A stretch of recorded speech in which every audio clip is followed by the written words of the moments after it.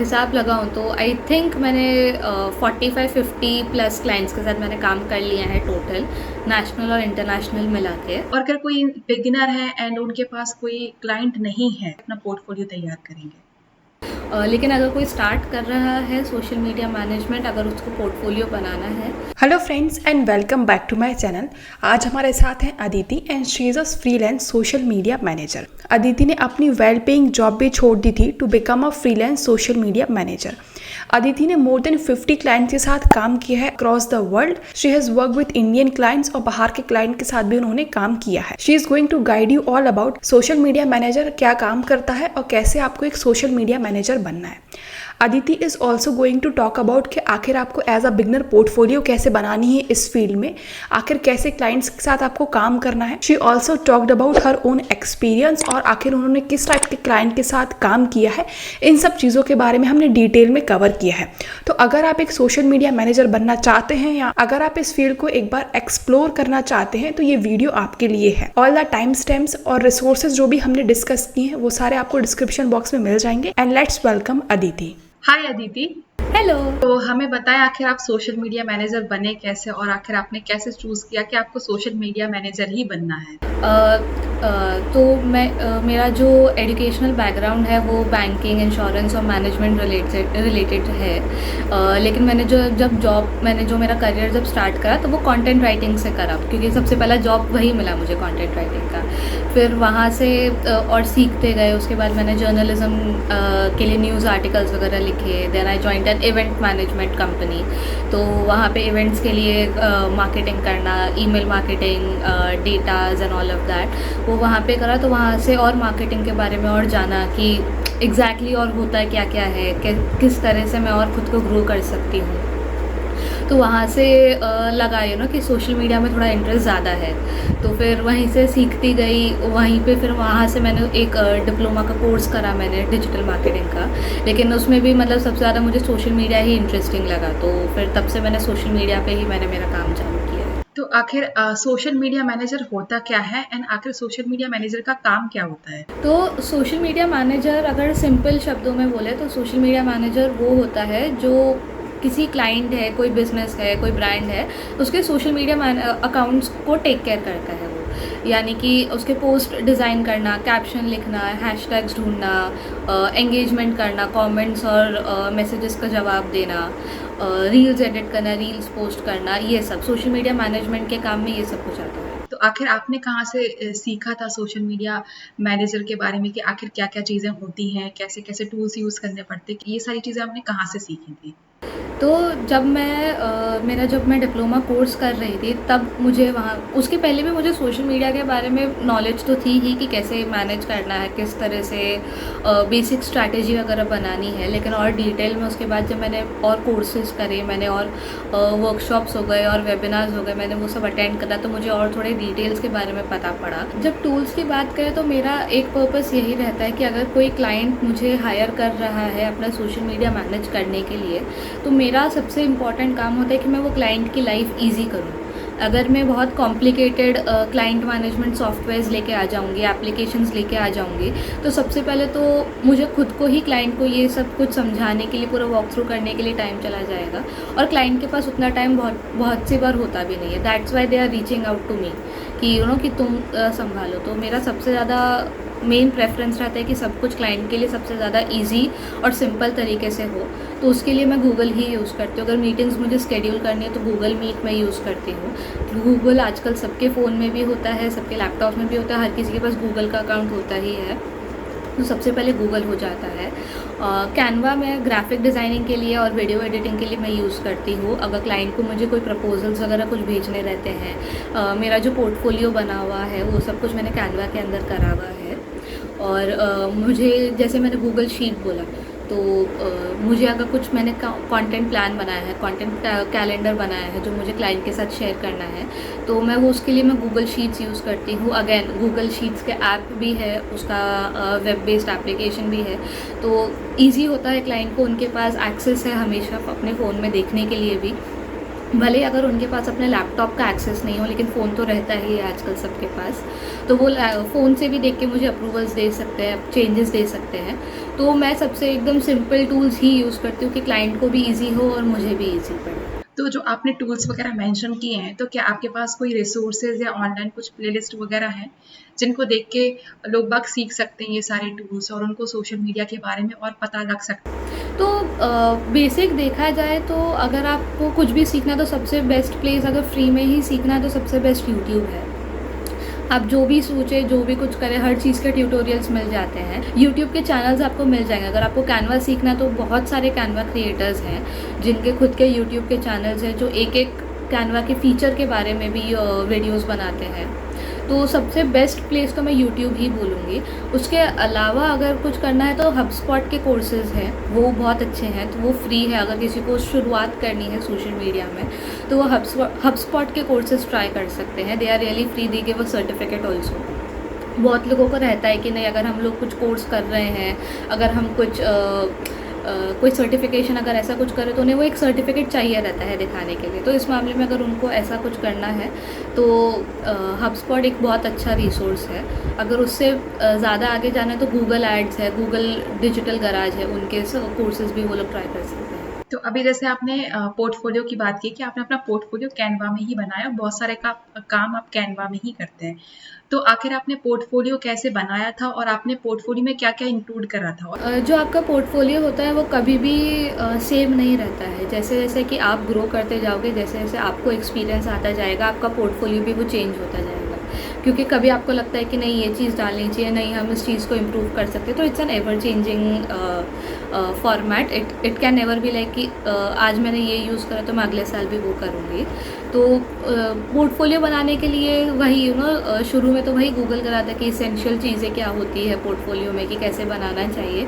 Design वगैरह मैंने खुद से फिगर आउट कर लिया था। मेरे माइंड में एक आउटलाइन थी कि मुझे किस तरह से मेरा पोर्टफोलियो दिखाना है, मुझे किस तरह से सिंपल रखना है चीज़ों को। लेकिन अगर कोई स्टार्ट कर रहा है सोशल मीडिया मैनेजमेंट, अगर उसको पोर्टफोलियो बनाना है तो बहुत सिंपल मैं बोलूँगी कि शुरुआत में एकदम सिंपल रखें, ज़्यादा कॉम्प्लिकेट ना करें पोर्टफोलियो के लिए।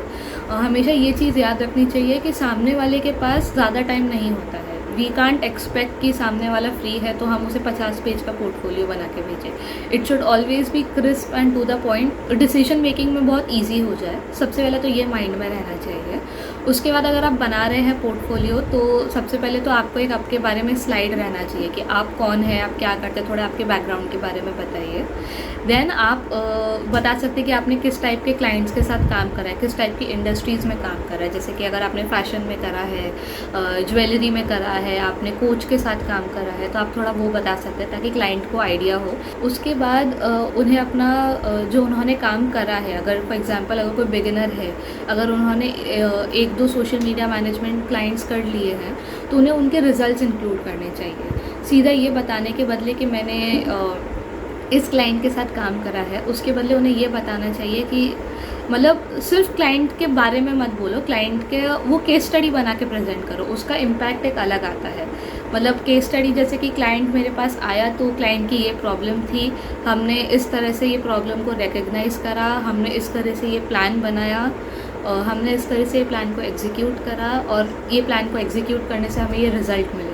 तो इस तरह से अगर आप केस स्टडी बनाते हो तो बहुत ज़्यादा इम्पैक्ट पड़ता है और ईजी भी पड़ता है क्लाइंट को समझने के लिए, और क्लाइंट को भी आपका प्रोसेस समझ में आ जाता है कि आप किस तरह से काम करते हैं। तो जैसा आपने अभी इंक्लूड किया कि एक स्लाइड आपकी खुद की होनी चाहिए, देन केस स्टडी ज़्यादा इम्पैक्ट क्रिएट करते हैं।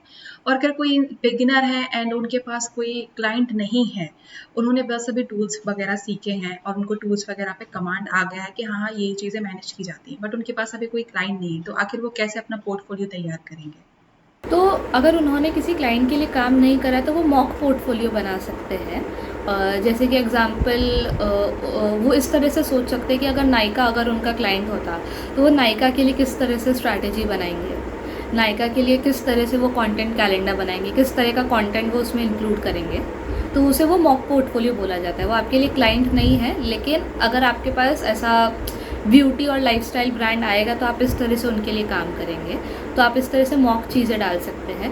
दूसरा, आप अगर आपके पास क्लाइंट्स नहीं है तो आप खुद के रिजल्ट्स बता सकते हो कि आपने खुद के लिए क्या स्ट्रैटेजी बनाई, आपने खुद के लिए क्या रिजल्ट्स अचीव करे। तो आप वो भी चीज़ें डाल सकते हो अगर आप बिगिनर हो और अगर आपके पास क्लाइंट्स नहीं हो। और बेसिकली आप वो अपने फ्रेंड्स वगैरह का सोशल मीडिया मैनेज कर सकते हैं, खुद का सोशल मीडिया मैनेज कर सकते हैं, and then they can include that result. ज़रूरी नहीं है कि आपके पास पहले से। बिल्कुल, क्योंकि शुरू में क्लाइंट्स मिलना बहुत डिफ़िकल्ट होता है अगर आपके पास रिज़ल्ट्स नहीं है दिखाने के लिए। और आजकल हर किसी का मतलब ये तो आजकल बहुत कॉमन हो गया कि हर किसी के 2 से 3 अकाउंट्स तो होते ही हैं। तो अगर आपके आपके किसी ना किसी फ्रेंड या फैमिली के पास कोई ना कोई तो बिज़नेस होगा ही, तो आप उनके साथ बात कर सकते हो कि कि मैं 1 महीना आपके लिए सोशल मीडिया मैनेज करूँगा और आप मुझे उसके बदले में एक टेस्टिमोनियल लिख के दे देना। तो आपके पास रिज़ल्ट्स भी आ जाएँगे, आपके पास एक टेस्टिमोनियल भी आ जाएगा। तो आखिर आपको आपका फर्स्ट क्लाइंट कहाँ पे मिला और कैसे मिला, और आखिर आपका एक्सपीरियंस कैसा था काम करने का फर्स्ट क्लाइंट के साथ? तो जहाँ तक मेरा ध्यान जा रहा है, मुझे आई थिंक मेरा पहला क्लाइंट मुझे इंस्टाग्राम से ही मिला था। मैंने ही उन्हें डीएम करा था, उनका ऐड देखा था मैंने और मैंने उन्हें डीएम करा था और फिर मुझे वहीं से वो क्लाइंट मिल गए थे। एक्सपीरियंस बहुत अच्छा था, मैंने उनके साथ 5-6 महीना काम करा था I think. So they were also very nice and understanding. उन्होंने क्लियर ब्रीफ्स भी दिए कि उन्हें कैसा कैसा चाहिए और काम भी अच्छे से डिलीवर किया था, तो अच्छा चला था वो काम। So it was a very good experience. तो वहीं से मुझे लगा कि नहीं, ये चीज़ मैं मेरा फ्रीलांस मेरा वहाँ से चालू हुआ है और अच्छा क्लाइंट भी मिला मुझे, तो मैं उसको आगे और कंटिन्यू कर सकती हूँ। तो आपने अभी इंटरनेशनल क्लाइंट के साथ भी काम किया है। आखिर आपने कितने क्लाइंट के साथ काम कर लिया अभी तक, और आखिर आपका कैसा एक्सपीरियंस रहा इंटरनेशनल क्लाइंट के साथ और नेशनल क्लाइंट के साथ काम करने का? हिसाब लगाऊं तो आई थिंक मैंने 45-50 प्लस क्लाइंट्स के साथ मैंने काम कर लिया है टोटल, नेशनल और इंटरनेशनल मिला के। पे वाइज देखा जाए तो ऑब्वियसली उसमें इंटरनेशनल क्लाइंट्स बेटर रहते हैं क्योंकि INR USD कन्वर्जन हो जाता है। लेकिन रही कि कौन से बेटर है, उस पर मतलब मैं ज़्यादा कुछ ऐसे बोल नहीं पाऊँगी क्योंकि दोनों क्लाइंट्स के प्लस पॉइंट्स भी हैं, दोनों क्लाइंट्स के थोड़े माइनस पॉइंट्स भी हो ही जाते हैं। अगर इंटरनेशनल के साथ करो तो थोड़ा टाइम जोन का डिफरेंस आ जाता है कि अगर उनका मेरा अर्ली मॉर्निंग उन लोगों का नाइट हो जाता है, तो इस तरह से इंडियन क्लाइंट्स के साथ ये हो जाता है कि वो लोग आफ्टर वर्किंग आवर्स भी आपको मैसेज कर देते हैं। तो ऐसा क्लियर डिफरेंस नहीं है, डिपेंड करता है कि आप किस टाइप के क्लाइंट के साथ कर रहे हैं। और जब शुरू करते हैं तब इतना नॉलेज वैसे भी किसी को रहता नहीं कि किस तरह के क्लाइंट्स रहने चाहिए, किस तरह से प्री क्वालिफाई करना चाहिए उनको। तो अच्छे बुरे तो सब टाइप के रहते हैं। जैसे जैसे थोड़ा एक्सपीरियंस आता जाता है, थोड़ा और रियलाइज़ होता है कि नहीं, हमें इस टाइप के क्लाइंट के साथ काम करना है, इस टाइप के क्लाइंट के साथ काम नहीं करना है। तो आखिर इस फील्ड में कितना आगे तक एक पर्सन जा सकता है, और क्या एक पर्सन अपनी जॉब वगैरह छोड़ के अपना कॉलेज वगैरह के बाद ये फ्रीलांसिंग कंटिन्यू कर सकता है as a social media manager? बिल्कुल, स्कोप तो बहुत अच्छा है इस फील्ड में क्योंकि जितने बिजनेस जैसे लोगों को लग रहा है कि कंपटीशन बहुत बढ़ रहा है, हर कोई मार्केटिंग कर रहा है, हमारे लिए इतना स्पेस नहीं रहेगा, हमें क्लाइंट्स नहीं मिलेंगे। तो जैसे कि जितने फ्रीलांसर्स बढ़ रहे हैं उतने ही बिजनेसेस भी आ रहे हैं। तो there is place for everybody. अभी मैं अगर इंडिविजुअली काम कर रही हूँ तो मैं एक टाइम पे मैं एक हद तक ही जैसे कि 4 या 5 हो गए तो मैं उससे ज़्यादा क्लाइंट्स के लिए मैं काम नहीं कर सकती, मेरे पास उतना बैंडविड्थ ही नहीं होगा। तो I can't work with everyone, so there is space for all of them. Clients भी है उतने, मार्केटिंग में मार्केटर्स भी है उतने। वो स्किल्स की बात आ जाती है कि आपको जस्ट बिकॉज कंपटीशन आ रहा है, आपको भी उतना अपस्किल होना पड़ेगा, आपको भी उतना अपडेटेड रहना पड़ेगा क्योंकि कंपटीशन है वहाँ। और रही बात मैं अगर ग्रोथ की बोलूँ तो डेफिनेटली अभी जैसे कि मैं कुछ टाइम तक मैं इंडिविजुअली कर रही थी, now I am growing a team. I recently hired an intern. इसके पहले भी मेरे कुछ इंटर्न्स थे, तो मैं धीरे धीरे मैं इसको ग्रो करके मैं एक एजेंसी मॉडल भी कन्वर्ट कर सकती हूँ। I started as a freelancer where I was doing my job and freelancing both. और फिर मैंने धीरे धीरे मैंने जॉब छोड़ के मैं यही कर रही थी। I became a self employed person, मैं फुल टाइम फ्रीलांसिंग कर रही थी। और अभी मैं धीरे धीरे मैं इसको एक बिज़नेस मॉडल में कन्वर्ट कर रही हूँ, मैं इसको एजेंसी मॉडल में कन्वर्ट कर रही हूँ। तो ग्रोथ डेफिनेट AI की वजह से जितना लोगों को लग रहा है कि नहीं AI आ गया है, हमारी जॉब्स को खतरा आ गया है, तो AI उन लोगों के लिए ही खतरे की बात है जिनको ऑलरेडी जो उतने स्किल्ड नहीं है, क्योंकि AI तभी ही काम करता है जब हम काम करवाते हैं AI। तो अदिति, आपको आपके क्लाइंट्स कहाँ से मिलते हैं एंड आप कैसे उन क्लाइंट्स को मैनेज करती हैं? मेरा major source of income is social media. तो मुझे मेनली मेरे जो क्लाइंट्स हैं वो तो या तो मुझे मेरे इंस्टाग्राम अकाउंट से आते हैं या मुझे मेरे लिंक्डइन अकाउंट से आते हैं। और मेरा मेन मॉडल हमेशा से यही रहा है कि इनबाउंड लीड्स, मुझे मेरा कंटेंट स्ट्रैटेजी मैंने इतना स्ट्रॉन्ग करा है, मैंने इतना अच्छे से उसे बनाया है कि मुझे सामने से लोग इंक्वायर करते हैं मेरी सर्विसेज को लेके। और रही आपकी दूसरे क्वेश्चन की बात कि मैं किस तरह से मैनेज करती हूँ, तो वो रूटीन बनाया है मैंने उस तरह से कि पहला प्रायोरिटी हमेशा क्लाइंट के काम को जाएगा कि अगर क्लाइंट का मैं काम नहीं करूँगी तो फिर मेरा बिज़नेस भी आगे नहीं बढ़ेगा। तो सबसे पहला प्रायोरिटी यही रहता है कि क्लाइंट के कैलेंडर्स बन के जाए, क्लाइंट के डिज़ाइनिंग हो जाए, क्लाइंट के पोस्ट शेड्यूल होके लाइव जाए। सबसे पहला प्रायोरिटी क्लाइंट का रहता है। और जब हम लोग खुद के लिए काम कर रहे हैं तो मोटिवेशन हमें खुद से ही बनाना पड़ता है। There is nobody who is come to you and tell you कि आपको ये करना है, आपको ये नहीं करना है। आपको खुद से ही डिसाइड करना पड़ेगा, because when you are doing things on your own, जब आप खुद से कर रहे हैं तो आपको सब कुछ खुद से ही मैनेज करना है। आपको क्लाइंट से भी खुद ही बात करना है, आपको प्रपोजल, पोर्टफोलियो सब खुद से भेजना है, डिस्कशंस भी खुद ही करना है, काम भी खुद ही करना है, इनवॉइस के लिए भी आपको खुद ही बात करनी है, आपके लिए कोई और नहीं आएगा। तो you have to make all this a part of your routine. इस फील्ड में क्या क्या अलग अलग अपॉर्चुनिटीज हैं, लाइक सोशल मीडिया मैनेजर भी बनते हैं लोग, सोशल मीडिया मार्केटिंग में भी जाते हैं, तो और ऐसे अलग अलग क्या क्या अपॉर्चुनिटी हैं जिसमें लोग बाग जा सकते हैं? तो अगर कोई सोशल मीडिया में ही जा रहा है तो बहुत सारी अपॉर्चुनिटीज़ है। वो सोशल मीडिया मैनेजर भी बन सकता है जिसमें वो डिज़ाइनिंग, पोस्टिंग, मैनेजिंग कर रहा है। अगर उसे ये सब कुछ नहीं करना है तो वो सिर्फ डिज़ाइनर भी बन सकता है कि वो सिर्फ पोस्ट डिज़ाइन करेगा, या वो रील्स एडिटर बन सकता है वो, या सिर्फ कंटेंट क्रिएटर बन सकता है कि वो सिर्फ लिख के देगा, वो डिज़ाइन या पोस्ट या मैनेज नहीं करेगा। या वो चाहे तो वो सिर्फ एक मैनेजर बन सकते हैं कि कम्युनिटी मैनेजर बन सकते हैं कि वो सिर्फ पोस्ट करेगा और कमेंट्स वगैरह को चेक करेगा। वो तो चाहिए तो आप वो चारों चीज़ें एक प्रोफाइल में भी आ सकती है और वो चारों चीज़ों को आप ब्रेक डाउन करके अलग प्रोफाइल में भी डाल सकते हो। एंड लास्ट क्वेश्चन अदिति, ऐसी 5 टिप्स जो आप बिगनर्स के लिए देना चाहेंगे जो सोशल मीडिया मैनेजर बनना चाहते हैं? सबसे पहला टिप तो मैं यही दूंगी कि कंसिस्टेंसी। एक दिन पोस्ट करने से या एक हफ्ता पोस्ट करने से रिजल्ट्स नहीं आते हैं, आपको लगे रहना पड़ेगा। आपको कम से कम, मैं मिनिमम बोलूँगी कि कोई भी चीज़, अगर कोई भी स्ट्रैटेजी आप बना के अगर आप इम्प्लीमेंट कर रहे हो, it will take a minimum of 2 to 4 months for you to implement it and start seeing some results और ट्रैक्शन। ऐसा नहीं हुआ कि आपने आज पोस्ट करा और आपको कल ही 100 लाइक्स आ जाएंगे या आपको एक क्लाइंट की इंक्वायरी आ जाएगी। ऐसा होता भी है, but like I said, you know, expectations manage करना सबसे पहले तो एक वो हो जाता है। सेकंड थिंग होता है कि लोगों को लगता है कि सोशल मीडिया बहुत इजी है, सिर्फ पोस्ट करना है। तो this is a very big myth. इसके पीछे बहुत सारी चीज़ें जाती है, पूरा कैलेंडर बनाना पड़ता है, पूरा रिसर्च जाता है, स्ट्रैटेजी जाती है, इम्प्लीमेंटेशन होता है।